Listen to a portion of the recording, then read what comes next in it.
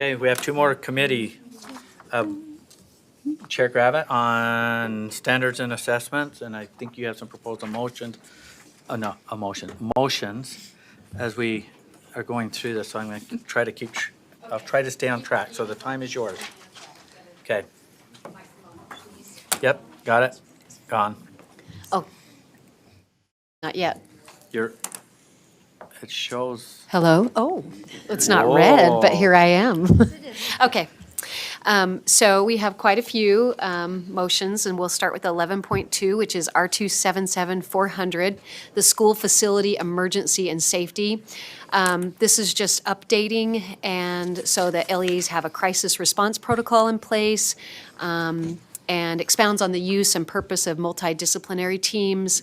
It aligns with the Safe and Healthy Schools component of the board's strategic plan. The motion for the board is the committee moves that the board approve R277400 Draft 4 on second and final reading. Okay, the motion before the board is that the board approve R277-400 Draft 4 on second and final reading. Any discussion to the motion? Board Member Earl. Yes, I had a question on the Safe Utah app. I don't know, is there someone here that could maybe answer that? I don't know. This just has to do with the data that's collected and how that's stored and how it's used. Yeah, it's not collected. Okay, why don't you What's ask your not question? Yeah, Well, it was what- Elisa Cummins. What would be your question? I'll ask the superintendent to get the Yeah, appropriate staff. I'm just wondering, we aren't collecting, no data's collected? Okay, How superintendent. can that be? So it's my we're- I don't know Okay, if Brad or okay. somebody's around, but it's my understanding that the data is real-time data that is responded to, but it's not collected and stored in individual or aggregate form. Okay, so we are storing data though, but not aggregate or individual. It's like. Oh, no, we are storing aggregate because It's like in the form of an app where there's a stream where it gets Okay. reported up to, it's like triage, so it gets reported to uni, there's a space where it could go back to the school, but it's not stored in a database then that is collected and unpacked for any, oh, there's Christy. okay, oh, thank you. Okay, Kristen. We have a question on the data on this particular rule. Where's it stored? How's it stored? How's data stored on Safe UT? So Christy Walker, Safe and Healthy Schools Team Coordinator. Safe UT has a database in which they house all of the anonymous reporting, the tips, the chats. They track specifically content area, so they don't necessarily track details concerning what the individual is divulging. So that is compiled. So it's a generalization of tracking. So this one Absolutely. was a suicide, this one was a bomb threat, this one was dogs. Yes. Whatever. Okay, that's what I Yes. was wondering. Okay. Okay, thank you. Any other discussion on the motion? Seeing none, the motion before the board is to approve R277-400 Draft 4 on second and final reading. Let's vote on it. All in favor say aye. Aye. Those opposed?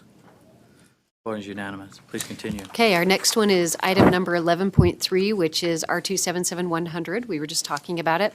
Definitions for the Utah State Board of Education. On this one, we needed to incorporate the definition of social emotional learning into the rule. And so we did that. Motion for the board is the committee moves that the board approve R277100 Draft 1 on second and final reading. Is it Draft 2? Draft 2, sorry about that. Okay, the motion before the board is that the board approve R277-100 Draft 2 on second and final reading. Any discussion to the motion? Seeing none, let's vote. All in favor say aye. Aye. Those opposed? Vote is unanimous. Please continue. Good work, team. Okay, our next one is 11.4, bless you, Bless you. R277325, the Public Education Exit and Engagement Survey.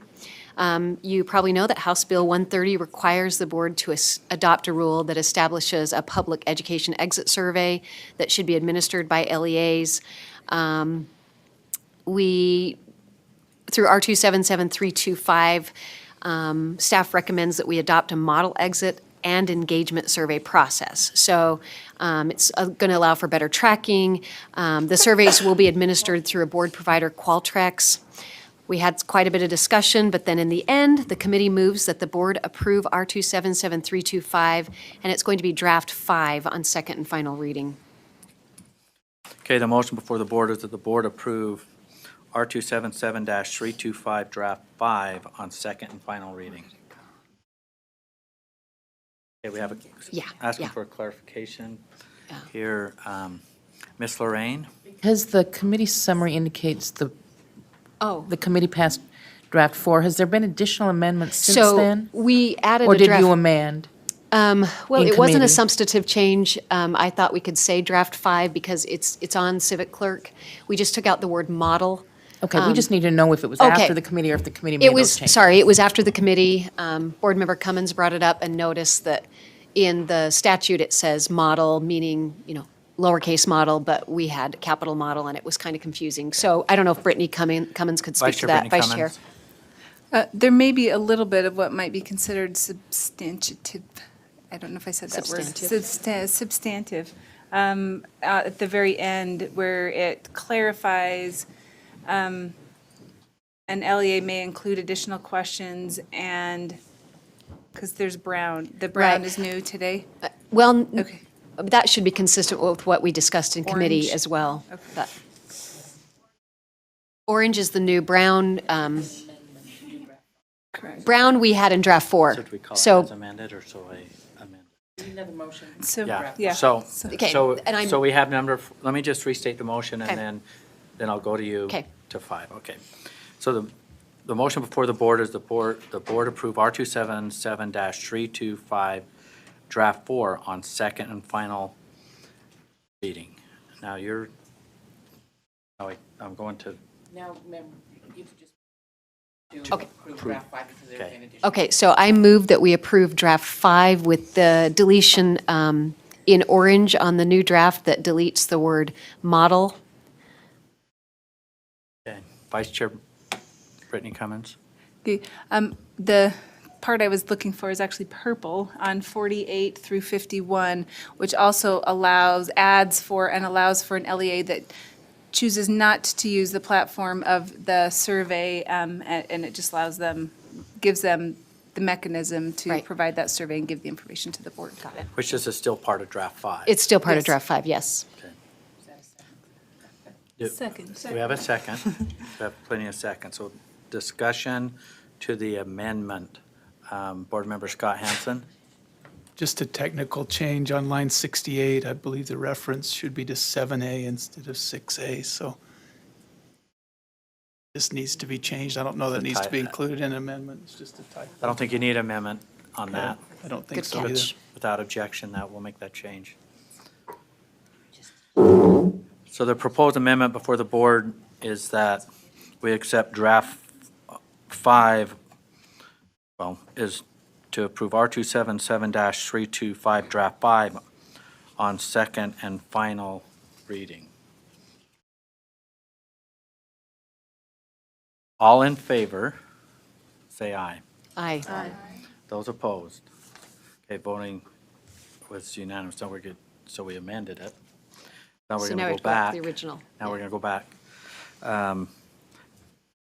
The motion before the board is that the board approve R277-325 draft 5 on second and final reading. Okay, second and final reading. I'll restate it. The motion before the board is the board approve R277-325 draft 5 on second and final reading. Any further discussion on the motion? Seeing none, let's vote. All in favor, say aye. Aye.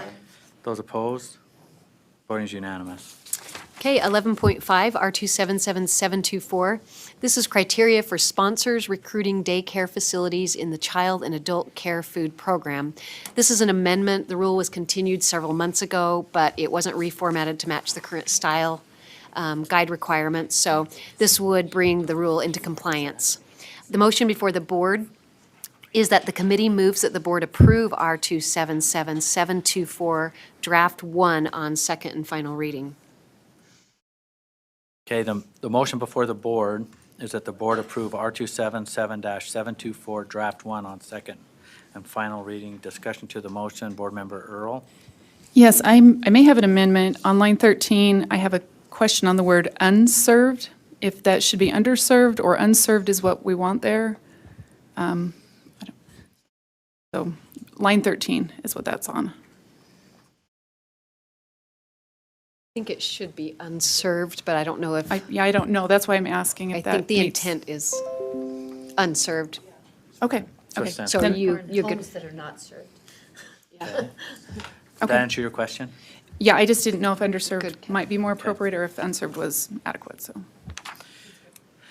Okay, the motion before the board is the board approve R277-724 Draft 1 on second and final reading. Any further discussion? Seeing none, let's vote. All in favor, say aye. Aye. Those opposed? Voting was unanimous. Okay, item number 11.6, which is the standards revision process. I think this might be one of our committee's favorite topics to discuss, and I'm not even being sarcastic, because it's been so great. We did make an amendment where we wanted staff to add 2 columns, 2 pathways, to determine whether a special session would be needed or not when we're talking about standards revision. The motion before the board is the committee moves that the board approve the revised standard revision process. Okay, the motion from committee is that the board approve the revised standards revision process. Discussion to the motion, Board Member Jenny Earl. Yes, so on, let me see, let me get down to it here. On 9, I think we need to bring that to, I'd like let me put a motion out there. That needs to come to the full board, not the standards review committee deciding whether or not it goes to a full board on which path to take. So my amendment would be that the full board decides which path to take and not just the standards committee. And that's under, That would be under 90, I wondered if it would even, no, 8 would be starting the 90-day, so, yeah. So at the beginning of 9. So instead of end standards and assessment, it would say the full The full board board. determines Yeah, use yeah. of path Yep, 1. Yep, That's what 1 or she's 2 saying. would, So I like the 2 replace paths. S and A committee with the full board. Yes, That's what she's saying. thank you. okay, we're going to have it up on our screen. Sorry, I didn't mean to. Oh, no, that's I right. was just making sure I understood. We have this proposed amendment. Do we have a second? What's that? Oh, do I have? We have your proposed amendment. Do we have a second? Second.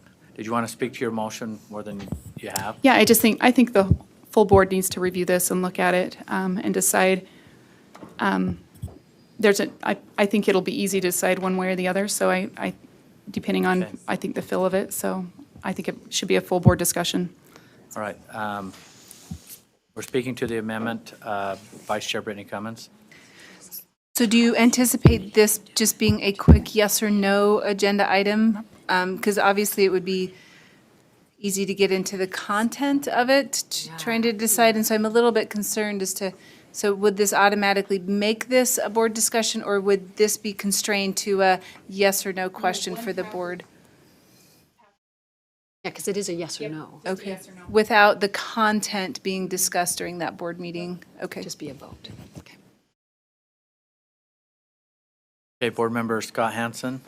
I don't know that that's possible to have a yes or no, to make a yes or no decision without having some context for making a yes or no decision. I mean, if there are issues, the issues would have to be raised and discussed and decide whether it's enough to push us into the path that takes longer. I'm also concerned that this will take another month in the schedule, which is already very long for standards, to have it come before the board and then go back.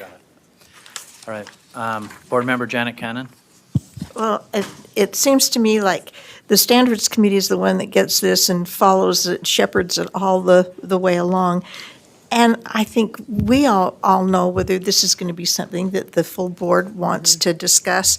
And we can just say, these are standards that should be put on the pathway for a full board discussion. So I don't think the amendment is necessary. Board Member Jenny Earl, did you have more to add? Well, Or more, You're speaking to can. your Is there amendment. another? Yes, okay. I didn't know if we needed to open it up for other comments before. Well, people are, So, that's what we're doing right now. okay, is so. we're speaking to your proposed amendment. I am for this amendment primarily because the last two times we brought standards before, and I've submitted things, they were not reviewed during that timeframe. And I feel like if it's something that we feel is a large enough entity or we have enough recommendations, I think the full board should be making a decision on that in order to either move that forward in path A or path B. So that's the reason why. Vice Chair Brittany Cummins. Just one other question. Under the current proposed draft, board leadership would still have the prerogative to put it on a full board agenda? Do I understand that correctly? So board leadership still could say, well, this is big, we want to put this on a full board agenda. Is that correct? Or would this policy, because that's kind of how we've handled it in the past, board leadership made that decision, or does board leadership still have that ability, even though we have this here, to say, well, we feel like this should be in front of the full board? Deputy Superintendent of Student Achievement, Patty Norman. So I'm thinking that what this was, I'm trying to process which part of the question it is. So let me know if this wasn't in the direction you were going. That the purpose of this was whether that it was going to be heard in a standards meeting or whether there was a special meeting, a special day in addition to the full board meeting. And so that was the differentiation. So it was going to depend on the size of the discussion or the political context of the discussion or whatnot. It wasn't saying who was going to hear it. It was the length of time, the amount of time that should be spent on that. And so that was the differentiating factor in doing a 9A and a 9B. Okay, the proposed amendment is to substitute full board where it says Standard and Assessment Committee. Any other discussion? Seeing none, let's vote on the proposed amendment is to substitute full board where it says Standard and Assessment Committee. All in favor of the proposed amendment, say aye. Aye. Those opposed? No. For the ayes, raise your hand, be recognized. Board Member Bolter. Board Member Earl. Board Member, you're raising hand, yeah, okay. Didn't know if you had a question. Board Member Scott Nelson. Okay, the proposed amendment doesn't pass. So the motion before the board is the board approve R277-724, draft 1 on second and final reading. Discussion to the motion, Board Member Bolter. Sorry, so in that, on page 2 of that, yes, just on the bottom of page 2, it says if Standards Review Committee and the Standards and Assessment Committee agree that the revision is not warranted, then the process ends here. What does that mean? Can I get clarification on that? Yes, Jolie Honey, STEM coordinator in teaching and learning. And what that is referring to is that once the revision process is triggered and the Standards and Review Committee have their 2 meetings and they make recommendations, that if the recommendations of the Standards Review Committee and then therefore the recommendation of the Standards and Assessment Committee is that the revision does not need to be made, that based on the research and the data that they've gathered, that the writing team doesn't need to commence because we don't need to revise the standards, then there's no reason to go forward after that space. Okay, follow up. Yes. So basically, it would just end, so it would go to the Standards Committee. My only concern is that the Standards Committee is made up of 5 people, 5 of the 15 board members.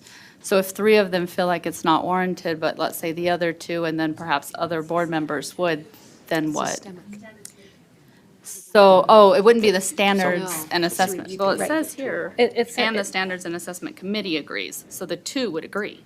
So I think it would also be that if the Standards Review Committee, which is comprised of those 17 members, if they came back and said no revision would be necessary, then they would then talk to the Standards and Assessment Committee, who then would make that decision. If the Standards and Review Committee came back and said, here are our recommendations for those changes,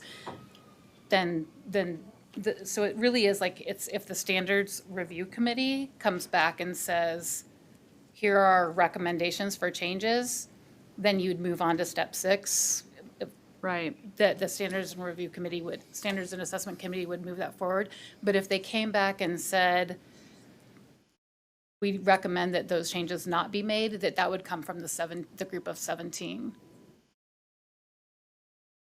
Vice Chair Brittany Cummins. So if I understand this correctly, the Standards and Review Committee has the opportunity to forward a recommendation from the review committee, but they don't have the ability to stop a recommendation. So, but the Standards and Review Committee could make a committee motion to continue the process even if the Standards Committee said don't modify, correct? Correct. So then that would just be a recommendation to the full board and the action would take place by the full board. Is that how I see this? Thank you for, yes. Yes. Very good. Okay. The motion before the board is that the board approve the revised standard revision process. So the standard. Further discussion? Board Member Cindy Davis. I'm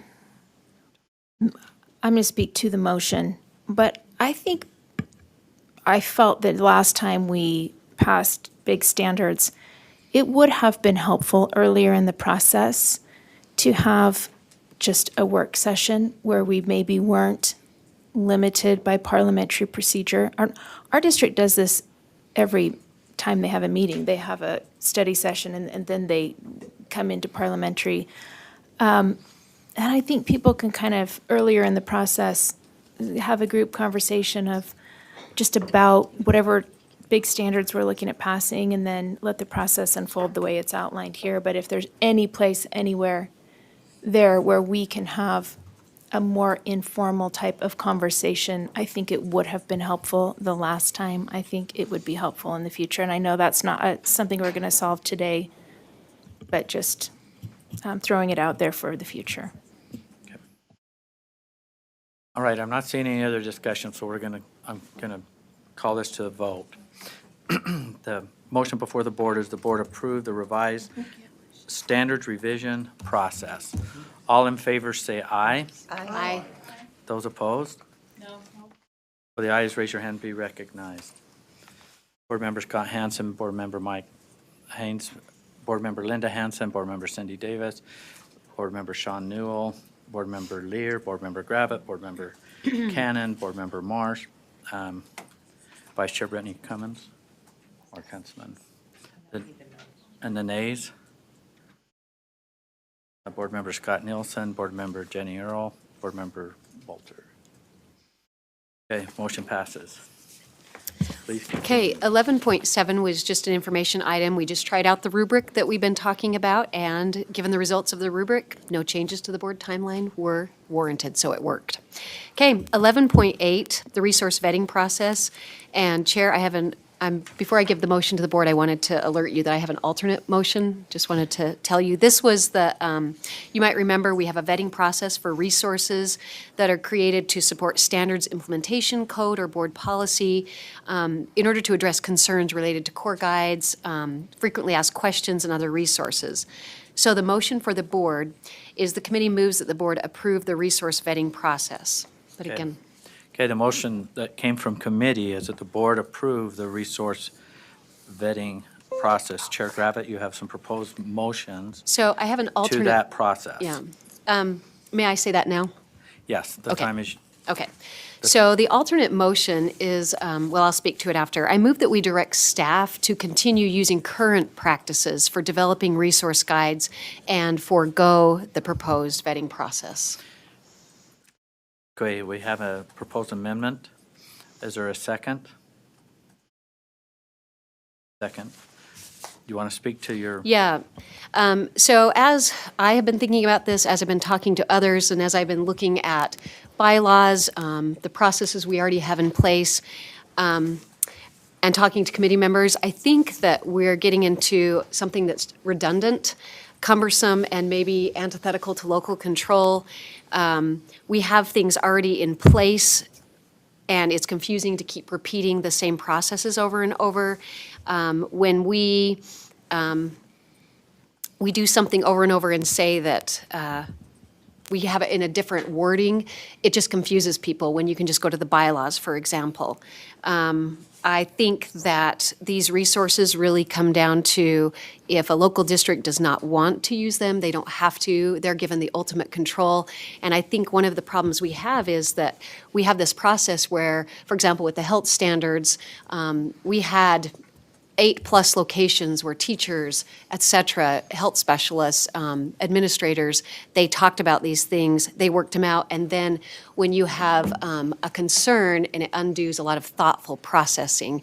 And then there were also some just concerns about the wording of the vetting process. You have a concern, so one person can undo a lot of work that's already been done. And I just think there are already things in place.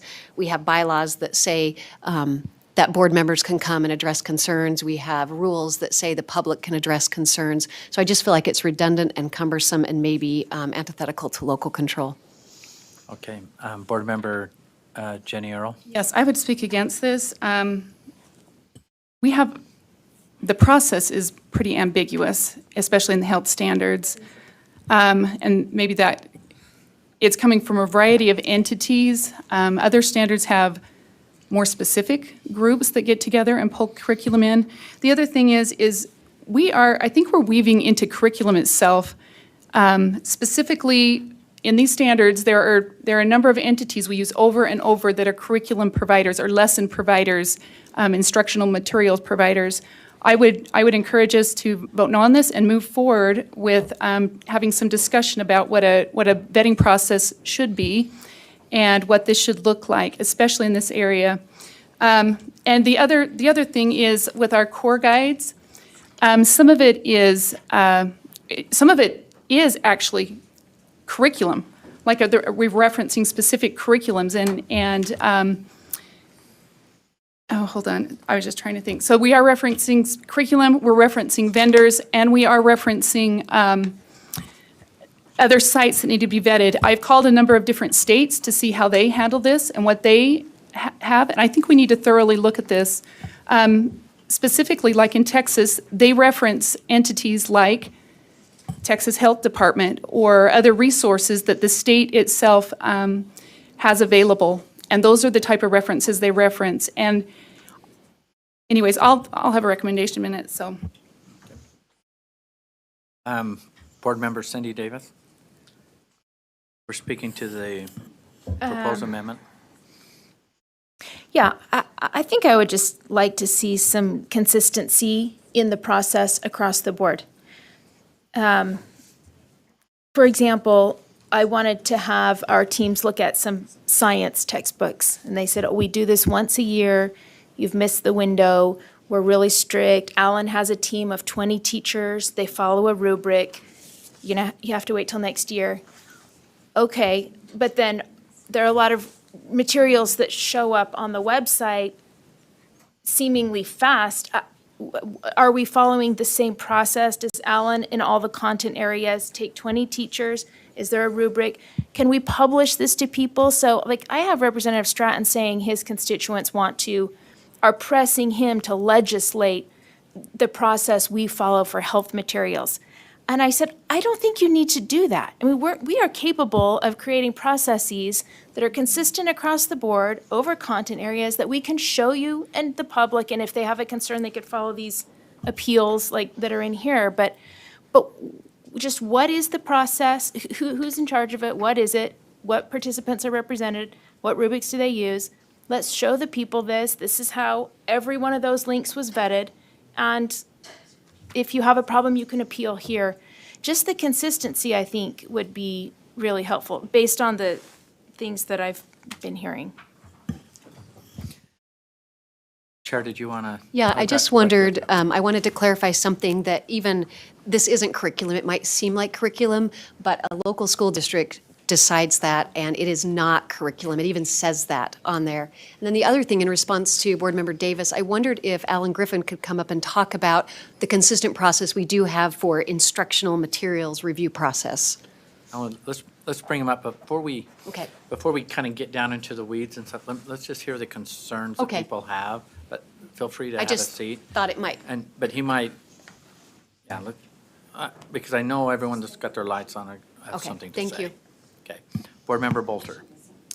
Yes, I would like to know what the process is, because when I had some concerns about how things got on and why wasn't it brought to us on the board, since we are the ones that should be vetting this, I was told that it was a good thing that this was brought forward because we do not currently have a process, and staff has been wanting to do a process. So if we have a process, what is it?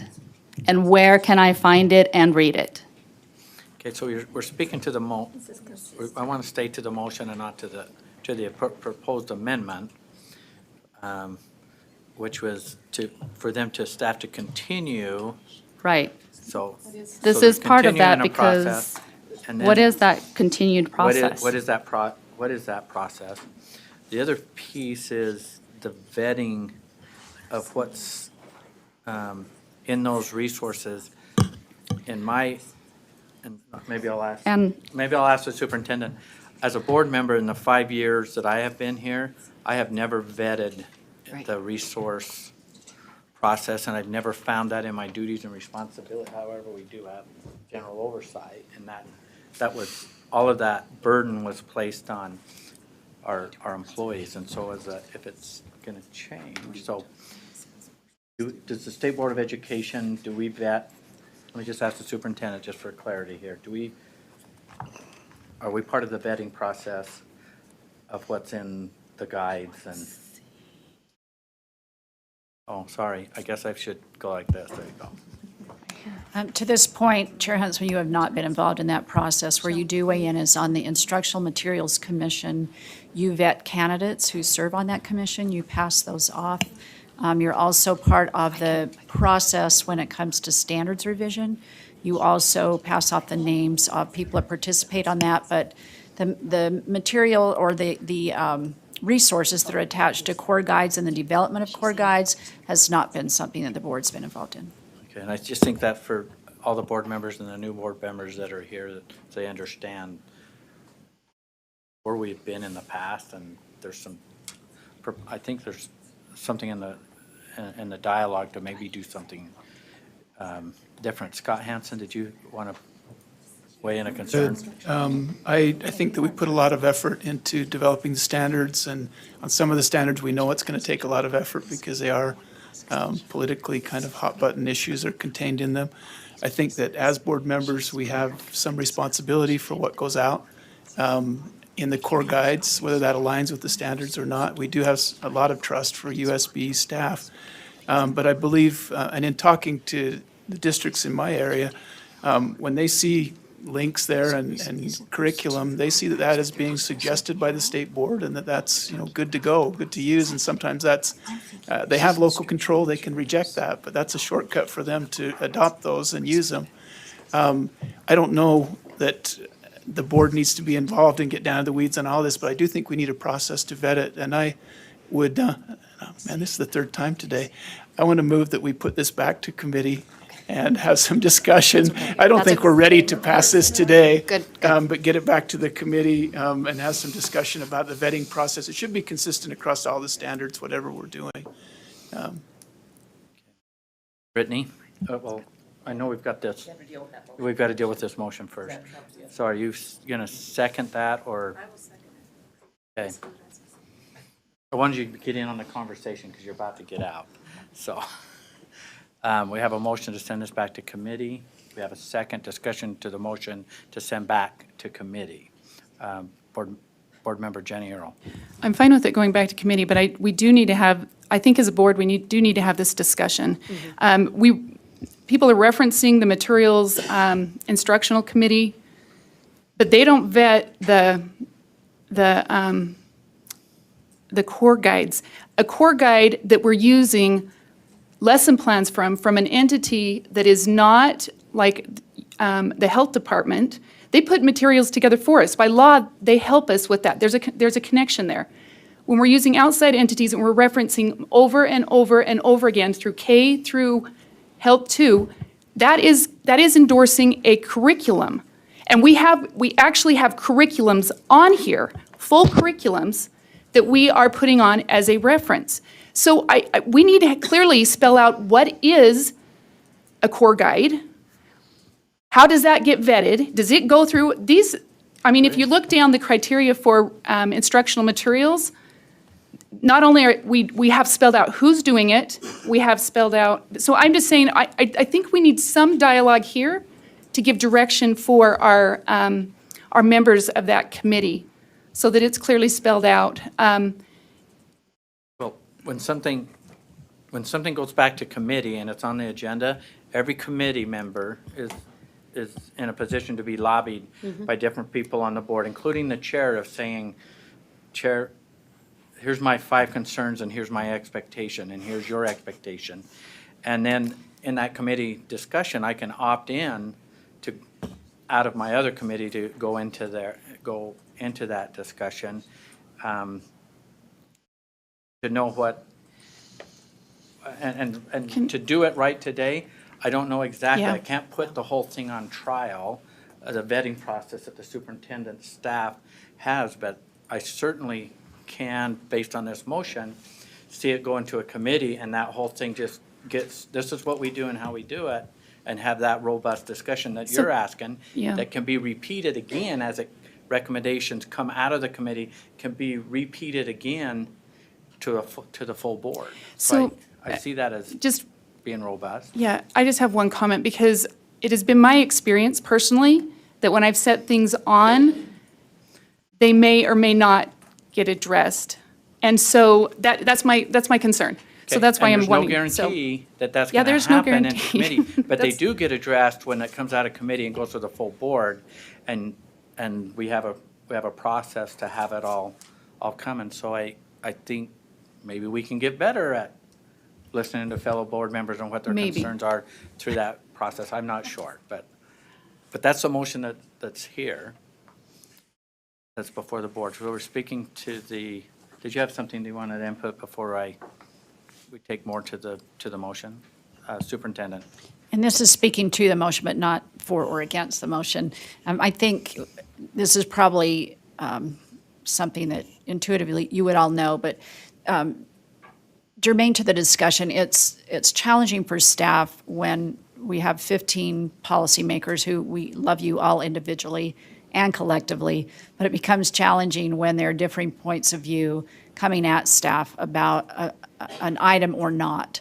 I want this on, or I want this off, and when those are competing viewpoints, it really puts staff in a bind. So whatever process you come up with, that direction for clarity is helpful, so that they don't get caught in that bind. And I just wanted to put that out there as a basis for your decision-making. Board Member Linda Hansen. Kind of to piggyback on what you were saying, Mark, a lot more, I think we need a lot more conversation between us that happens outside of board meeting. And so it used to be that I would send emails to other committees and say, okay, I have a concern about this rule that's coming forward. Here's my concerns. Then I get on the phone and I call one of those committee members and say, I just sent you a list of concerns. Will you make sure that the committee talks about those? And then it happens. So those are, the things that kind of we can work on, outside of that time, and to make sure that it happens and we had that conversation. Board Member Cindy Davis. I just want to ask that we can still hear from Alan before we vote and close out the conversation. Okay. Jenny Earl, do you want to speak, and then we'll hear what he has to say on this? No, go ahead. Or do you want to have the concluding, or do you want to, I want you to have your moment here. So You why only don't get one. you have something you want to share, and then we'll have him answer the question. Okay. Yeah. Name, rank, serial number. Alan Griffin, Curriculum Content Specialist, State Board of Education. I work with instructional materials, and instructional materials have to do with alignment of core standards to the material itself. And so if it's not deemed curriculum, then we don't review it, we don't look at it. Okay, that's something that's have to be addressed another place. But if it is curriculum and it matches up with core standards, that's what we're about. We have a review process that involves the specialists at the State Office of Education who recommend reviewers to us. We go out and seek out reviewers. We try to have multiple reviewers look at each item so that they get an unbiased perspective about it. We pull those reviewers in. They look at samples that are sent to us from publishers free of charge.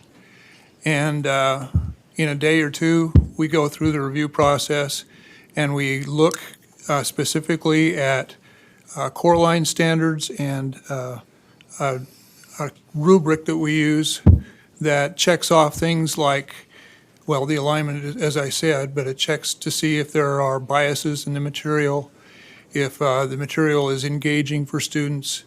And we do this for both printed materials and now with digital materials, and you might be aware that about 50 to 60% of the materials that we review now are digital and they're not printed. These committees meet, they write the reviews, then a couple of weeks later, matter of fact, this next week on Thursday, the Instructional Materials Commission will meet, and this is group consists of 11 individuals. There is a district superintendent, there is a dean from the College of Education, there's an elementary principal, a secondary principal, an elementary teacher, a secondary teacher, and 5 lay citizens who have no connection with education, who represent parents very well on the committee. They go through the recommendations that were made by the review committees, and you might want to know that people on this commission also get samples. It's kind of a burden for, I mean, Linda is a former member and she could probably tell you that, but the publishers will send boatloads of samples to them to look at. So they have an opportunity to look through those samples as well. And then they review the work of the committees. They make recommendations. They go through and make corrections, additions, deletions if they see fit. And then those recommendations are sent to you, the State Board of Education, every 6 months. And it's usually done on the consent calendar, but generally you approve those recommendations, and then they are posted on a website for the public to look at and to view, and anybody can view them. Let's just say one more thing. We are in the process of rewriting the whole database for instructional materials. And I think it's going to blow your socks off. It's really going to be a good database. And one of the things we're looking for in that database is the opportunity for the public and parents to make comments. And so there'll be a place in the database where parents can actually, see the reviews we've written on a book, and if they know something about the book, they'll be able to make comments about it. It'll be monitored, of course, to make sure that, we don't get comments that are inappropriate, but that's the bare bones of the process. There's much more in it. But we are the only state I'm aware of in the United States that reviews every subject area every year. Most states are on a 5 to 8 year schedule. They'll review a math book this year and it won't come up again for 8 years. We review those items every year. Once they're reviewed, they're put on a 5-year contract, and they won't have to review them again for 5 years unless they come up with a new version. And it gives us the opportunity to stay up to date, stay pretty much on the cutting edge by having those reviews every single year. Well, thank you. There might be some questions, so if you would stay put here for a second. Board members, Cindy Davis, do you have more to add, or? That is awesome. I know. The database sounds awesome, and having people be able, teachers or parents, or make comments is so cool. So I just want to understand where the health materials have been through all of this process. before they went live? Or if not, which parts did they go through? Answer the question. Yes, please. The core guides were not reviewed. They're not deemed as curriculum, and we haven't reviewed those. We have reviewed other health textbooks. Unfortunately, we don't get a lot of them for some reason or other. I have 400 publishers in my database, and I invite them all to come to our reviews and to submit materials for our reviews. But I think if you were to look through our database now, you'd only find a handful of health resources. That answer your question? Yeah, I'm just trying to find something to take back to these people saying this went through a serious vetting process with parents and teachers and staff, and that's what was hoping to bring back to people. All right. Board Member Jenny Earl. Yeah, and that's exactly what I found when I went looking, was that there's very few health items in there. And so they are looking, if they're looking for resources, they come to the state site. So it is even more imperative that those are in such a way that they stick within Utah law and that they are vetted in a way that's usable, because they do then become curriculum. These are recommended lesson plans. And you're right, a local district can decide one way or the other. But when an entity that is a smaller district is out on the outskirts and they're looking for something, they may not have the resources. They may go to what's there. So we want to make sure whatever we are referring is the best of the best. And this is an awesome process, and it's very thorough. And I would say that anything that resembles curriculum on our core guides goes through that process. Another thing is just to point out, first of all, our staff have been awesome, so I hope there didn't feel like there was any criticism there. I've worked with them, we've carried on dialogue. I very much appreciate their thoroughness.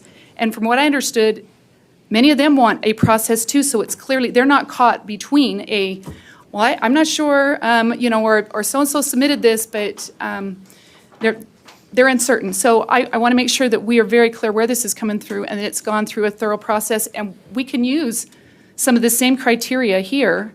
There's no reason why we can't use that for our core guides. And I had one more thought. Oh, also, any entity that we're referencing, including curriculum, which we do reference curriculum in our core guides, whole curriculums, that they have somewhat of an advantage over this process, meaning they didn't have to go through the rigor and what needs to take place. So once again, I would just recommend that we are very thorough in what that looks like and very well spelled out. Thank you. Okay. Board Member Bolter. Yes, I agree. We definitely need a process, because I've been contacted by a representative that brought to my attention a link that was on the Health Ones for Strand 6, Human Development. And it's a link called Bedside or Birth Control Methods. And so I'm trying to understand how this got on here. It feels like a site selling birth control methods and advocating for condom use. One of them is most effective, and it has the condoms ranked into different orders, like most effective, contraceptives, party ready, STI prevention, hormone free, easy to hide, and do me now, which is condoms used for hot sex anywhere, anytime.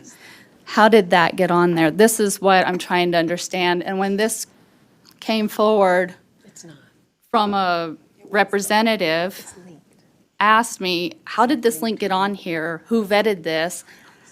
I told her, I don't know. I'm trying to get answers. I'm trying to understand. There's stories. I don't know if you've read some of the stories on here, but it was really disturbing. And she did say it is under the Teacher Resources for Further Professional Learning, but really? I'm trying to understand how that got on there.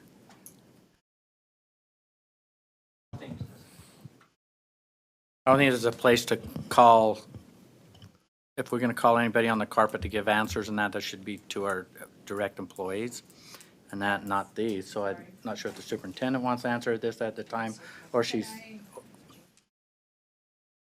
Oh, sorry, here we go.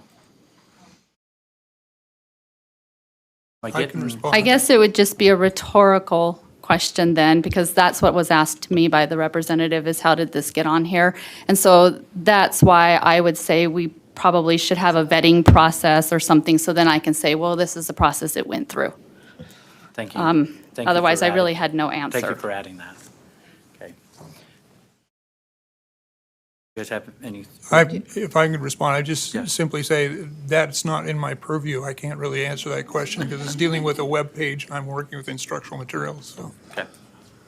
Okay, the motion before the board, the motion before the board is that this is going back to committee, to standards and assessment. Is there any other discussion happen on this? Did you want to add?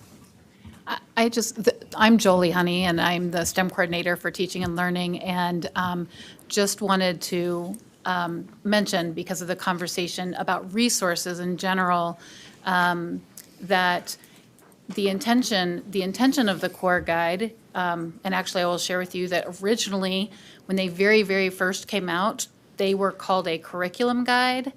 And in the conversation of curriculum, people were asking where the curriculum was, and we're like, no, it's supposed to be about the core standards. So we changed them so that the name became the core guides. And the intention of the core guides, and I want to share this, but also say that about resources in general is that it is intended not to be about curriculum. It is not intended to be advertising or encouraging. It is the intention of the core guides is to help teachers across the state have a deeper understanding of what the standards are about, and also to make connections between the standards. So teachers being busy and in the role that they're in, and by the way, teachers are the ones who have come together to create the core guides.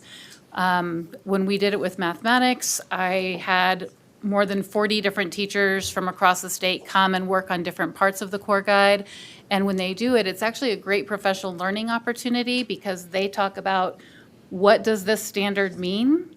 And how does this standard connect and relate to other standards within the grade level, so that when teachers are teaching that, they make sense of how things are interconnected. And it also references what standards are how teaching this right now helps prepare students for future years. So it's intended to be, how does the work that we're doing on standards fit together, and the work that is there. It's not intended to be a curriculum resource.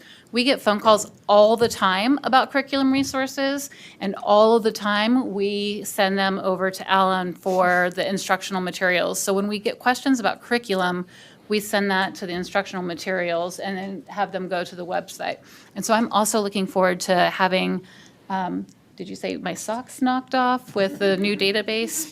But just wanting to say that the intention of those, and making sure that we share what the intention of the core guides happen to be, and other resources that can be things like frequently asked questions. Okay, thank you. Superintendent?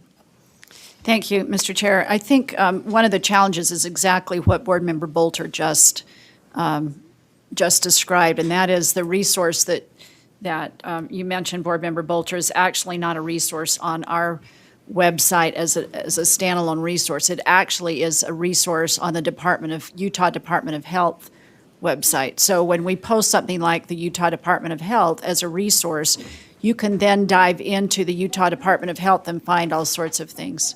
It's not on there anymore. Okay, so, but it is an illustration of how that can happen. So I think one of the pieces of conversation that you might all want to have is that when it goes to committee is that very thing. It's like, what is the responsibility of the board and staff if you can find link within a link within a link? And that's one of the challenges that people will bring that to our attention of, here's this item that doesn't seem consistent with what the board might value or believe in, but it's a link within a link within a link. So I just put that out there, that's another challenge, and I'll have Jody follow up with you, Board Member Bolter, for that. I understand, I'll have her follow up with you. Okay, Board Member Linda Hansen? Dr. Dixon.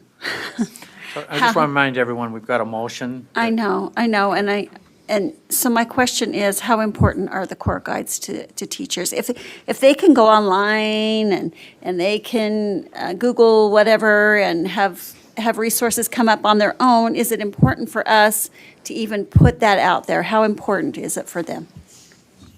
I think that's a great question. I think that Jolie described that very well, of how teachers use them, and it's the link between the standards and the strands and trying to tie them in with appropriate resources. And I think our individual specialists, it's probably dependent on the content, how often they use them. So it'd be interesting to look at that data, and whether it's through survey data or something else, about how often they rely on them. So I can't speak to individual sources, but I would imagine some are used more heavily than others, depending on how easily they can get materials through the commission or other sources. Okay, we still have a motion on the table, which there's going to be a lot more of this discussion. We're speaking to the motion, Board Member Bolter. Oh, I just wanted to say that, referring to what Superintendent just said, this has to do with what is on our health one. I didn't go through a whole other entity. I just want to understand, I just want to let you guys know, this is actually on our website, the bedside or birth control methods, along with others. And you were heard. Yes. And also there's a I just want commitment from the to, for the record, superintendent for to parents come. to know. Okay. Board Member Earl. Okay. Board Member Janet Cannon. I move the previous question. I think we were already there, but we're going to vote on it. No, let's go. Okay, we're going to end debate. We have a motion to end debate. All in favor, say aye. Aye. Those opposed? Voting is unanimous. Okay, the motion before the board is that we're going to move this item to Standards and Assessment Committee. All those in favor, say aye. Aye. Those opposed? Voting is unanimous. Have more? A Oh, few. we still have another committee, too. Okay. Okay, so 11.9, Early Learning Standards, ages 3 through 5 draft. So in February 2017, began the revision process for early childhood standards. To keep this quick, they continued. Writing committee continued work in January. The motion for the board, after lots of discussion, the committee moves that the board release the Utah Early Learning Standards, ages 3 through 5, for a 90-day public review. Okay, the motion before the board is that the board release the Utah Early Learning Standards, ages 3 through 5, for a 90-day public review. Questions or comments on the motion? Board Member Earl. Yeah, I just have a comment. So how many of these were changed? I know we added. How many were, is there someone that's from early learning? Is there anyone? I'm just wondering how many are changed, because we're talking for 3-year-olds, like 125 some odd standards. So I'm wondering, is this what we've been doing? So, No. okay. Oh, No. okay, I'll do it. All right. Okay, will you please, are you in a position to answer that question? Yeah. All right, thank you. Please state name, rank, serial number, all that good stuff. Okay. Jessica Smith, preschool specialist. So this was originally opened as a revision just to do some alignment with the KEEP assessment. Due to staff turnover and other standards being revised in the process, and other standards soon to be revised, we decided to do a more full revision. The document wasn't user-friendly, and we did want to make sure that the standards were developmentally appropriate and could be taught within the preschool year. So, let me, Yeah, go was there a ahead. lot of changes to it? I think that's a Yeah. question, it's on the content. Yeah, we but eventually went to all 30% content of it areas. retained or they an did the- estimate? We went to all content areas. Okay, all content. So do you have any, I mean, we added another 50 standards? Okay, that's what I'm trying to get a feel for what was Okay. previously there. My name is Jamie Robinson, and I'm the preschool through second grade specialist, and I'm the one that's been kind of overseeing the writing process. We've actually taken a lot of those standards and we've confined them. We've actually shortened the document that was out before to what are the most critical elements. And that is solely what we've tried to keep. But the standards that are currently out were last revised in February of 2013. Yeah.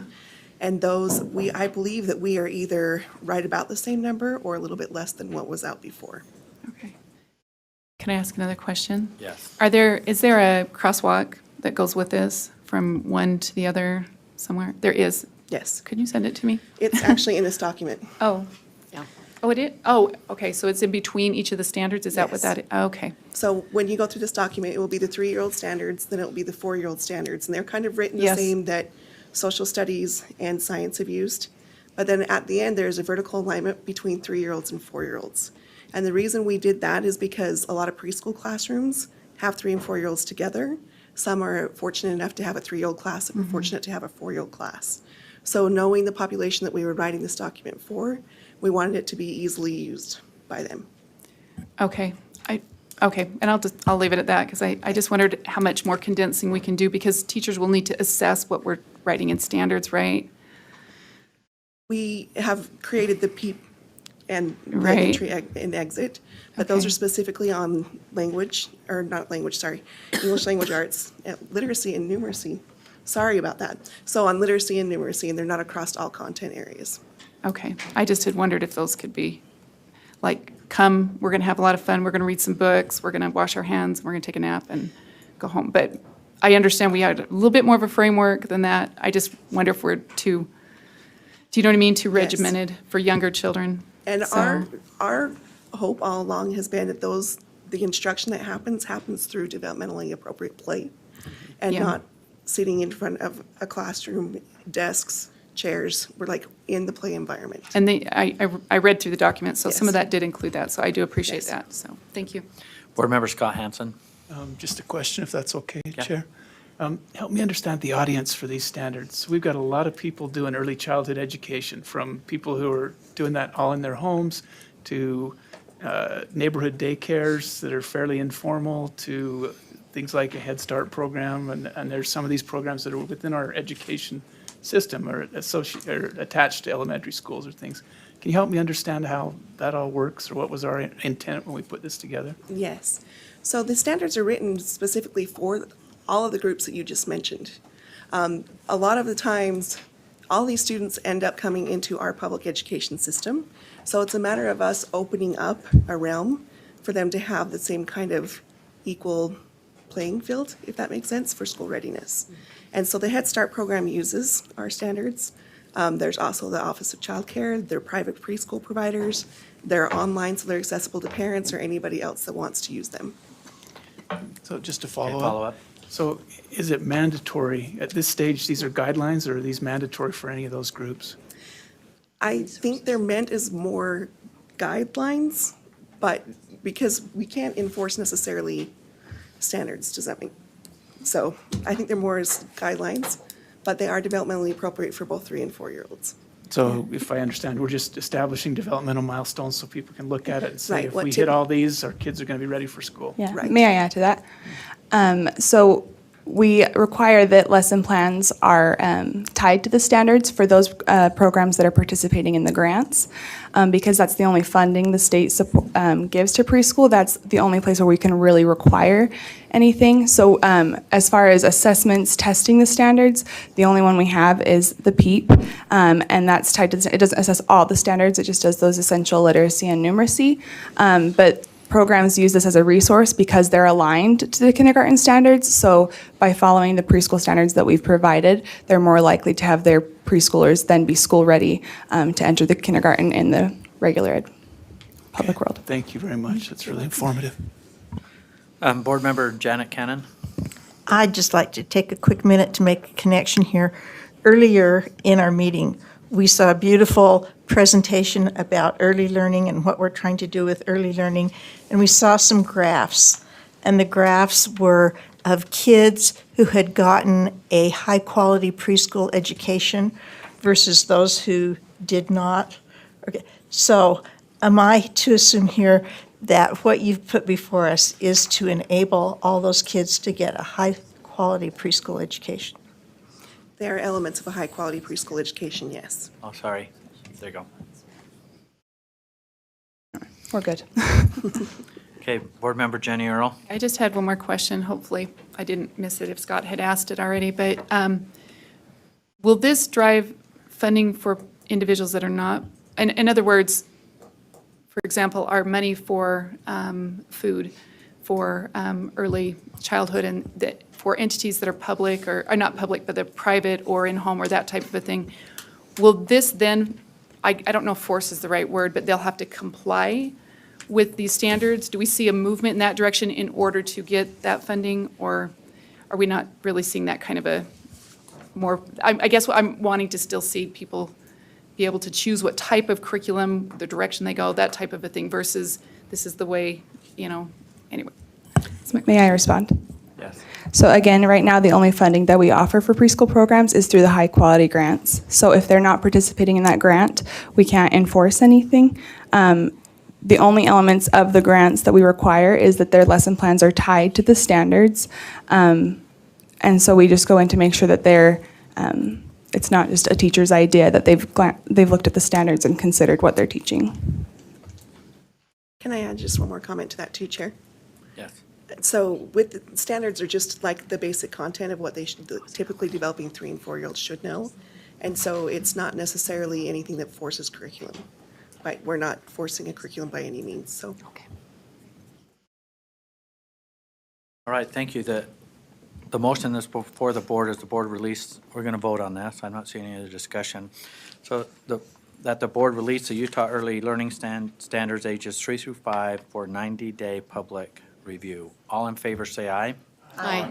Those opposed? Vote is unanimous. Thank you. Okay, You have one more, item, I yeah, think. just one more actionable item. 11.10, revision consideration for the early learning standards. And this addresses what Board Member Earl was talking about, the sheer number. And I think in the process, we realized that it's a huge burden to Jessica and Jamie, but it's also a huge burden to our teachers, et cetera. So with this one, it's to start revising at the same time as the other standards are being revised so that they can remain current and aligned. So it would be a simultaneous revision.